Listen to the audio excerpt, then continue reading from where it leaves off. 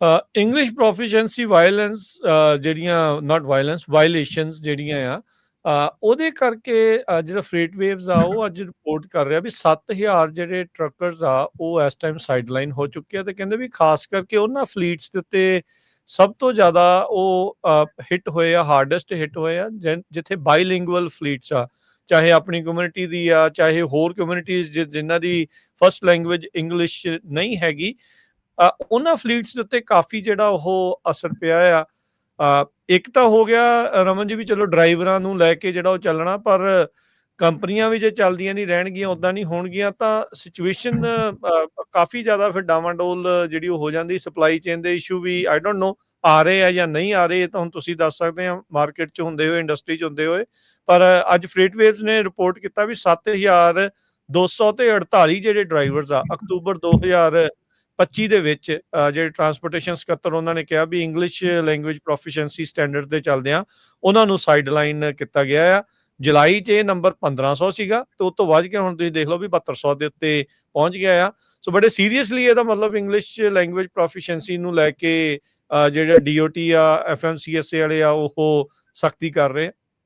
ਬਿਲਕੁਲ ਰਾਜਕਰਨ, ਜਿਹੜੇ ਆਪਾਂ ਇਸ ਵੇਲੇ ਹਾਲਾਤ ਪੈਦਾ ਕੀਤੇ ਹੋਏ ਆ, ਜਿਹੜੀਆਂ ਆਪਾਂ ਇਸ ਵੇਲੇ ਸਿਚੁਏਸ਼ਨਸ ਪੈਦਾ ਕੀਤੀਆਂ ਹੋਈਆਂ, ਖਾਸ ਕਰਕੇ ਜੇ ਫਿਰ ਅਗੇਨ ਆਪਾਂ ਗੱਲ ਕਰਾਂਗੇ ਫਿਰ ਅਗੇਨ ਆਪਣੀ ਗੱਲ ਹੀ ਆਉਂਦੀ ਹੈ ਕਿ ਆਪਣੀ ਕਮਿਊਨਿਟੀ ਜੇ ਗੱਲ ਕਰੀਏ ਤੇ ਜਿਹੜੇ ਹਾਲਾਤ ਇਸ ਵੇਲੇ ਪੈਦਾ ਕਰ ਦਿੱਤੇ ਗਏ ਆ ਜਾਂ ਪੈਦਾ ਕਰ ਦਿੱਤੇ ਗਏ ਸੀ ਉਹਦੇ ਉੱਤੇ ਚੱਲਦੇ ਹੋਏ ਜੇ ਦੇਖੀਏ ਕਿ ਇੰਗਲਿਸ਼ ਦੀ ਲੈਂਗੁਏਜ ਆ, ਠੀਕ ਆ, ਜਿਹੜੇ ਕਰੰਟ ਡਰਾਈਵਰ ਆਏ ਸੀਗੇ ਮੇਰੇ ਖਿਆਲ ਦੇ ਵਿੱਚ ਜਿਹੜੇ ਕਰੰਟ ਇਸ ਵੇਲੇ ਨਵੇਂ ਡਰਾਈਵਰ ਸੀਗੇ ਜਿਹੜੇ ਪਿਛਲੇ 5 ਸਾਲਾਂ 'ਚ ਆਏ ਸੀ ਉਹਨਾਂ ਨੂੰ ਵੀ ਜੇ ਛੱਡ ਦਈਏ ਤੇ ਬਹੁਤ ਐਸੇ ਡਰਾਈਵਰ ਵੀ ਹੈਗੇ ਜਿਹੜੇ ਕਿ ਬੜੇ ਵਧੀਆ ਢੰਗ ਨਾਲ ਪਿਛਲੇ 10 15 20 ਸਾਲਾਂ ਤੋਂ ਕੰਮ ਕਰ ਰਹੇ ਸੀ। ਇੰਗਲਿਸ਼ ਥੋੜ੍ਹਾ ਜਿਹਾ ਹੱਥ ਤੰਗ ਸੀਗਾ, ਅੱਜ ਉਹਨਾਂ ਨੂੰ ਵੀ ਪ੍ਰੋਬਲਮ ਉਹੀ ਸੇਮ ਆਉਣੀ ਸ਼ੁਰੂ ਹੋ ਗਈ ਹੈ ਕਿਉਂਕਿ ਉਹ ਵੀ ਉਸੇ ਹੀ ਦਾਇਰੇ ਦੇ ਵਿੱਚ ਉਸੇ ਹੀ ਐਂਗਲ ਦੇ ਵਿੱਚ ਆ ਗਏ ਨੇ।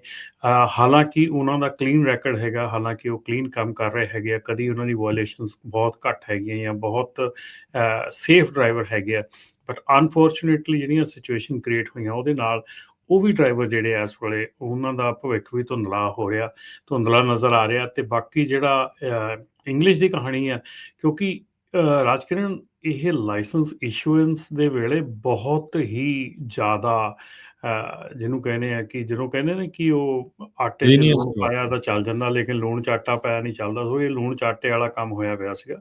ਸੋ ਅਨਫੋਰਚੂਨੇਟ ਸਿਚੁਏਸ਼ਨ ਆ, ਬਟ ਆਪਾਂ ਆਪੇ ਇੱਥੇ ਆਏ ਆ, ਪਹੁੰਚੇ ਆ।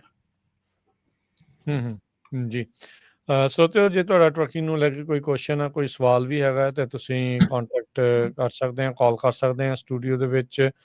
ਨੰਬਰ ਹੈ 408 272 5200 4082725200 ਦੇ ਉੱਤੇ। ਜੀ ਹਰਜੋਤ ਸਿੰਘ ਜੀ। ਸੋ ਕੱਲਾ ਰਮਨ ਜੀ ਆਪਣਾ ਨਹੀਂ, ਹੋਰ ਵੀ ਜਿਹੜੇ ਕਈ ਗੋਰਿਆਂ ਦੀਆਂ ਕੰਪਨੀਆਂ ਵੀ ਆ ਜਾਂ ਹੋਰ ਕਮਿਊਨਿਟੀ ਦੀਆਂ, ਉਹ ਵੀ ਬਹੁਤ ਧੜਾ ਧੜ ਬੰਦ ਹੋ ਰਹੀਆਂ ਹੈਗੀਆਂ।